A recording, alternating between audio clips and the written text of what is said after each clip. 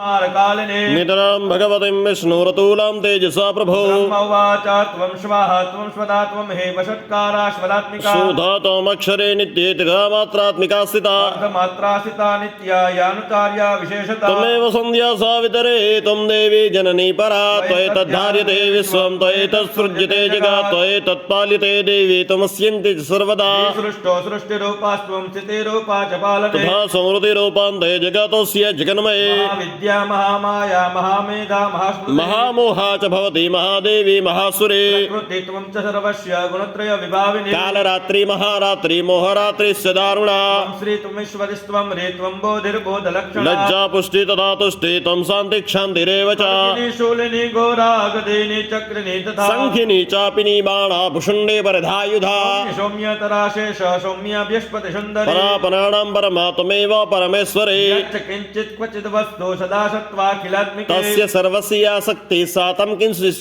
तदा यया त्वया जगत्सृष्टा जगत्पातिथियो जगत् सोऽपि निद्रावसन्नितं कः स्तोतो महेश्वरात् विष्णु शरीरग्रहण महामेशान एव च कारितास्ति यतो तस्त्वां कः स्तोतु शक्तिमान् भवेत् वित्तं प्रभावेण स्वेरोदारो संस्तुता मोहयेतो दुरादर्शो वसुरो मधुकैटभो बोधं च जगत्स्वामी नियतामच्युतो बौद्धश्च क्रियतामस्य हन्तुमेतो महासुरो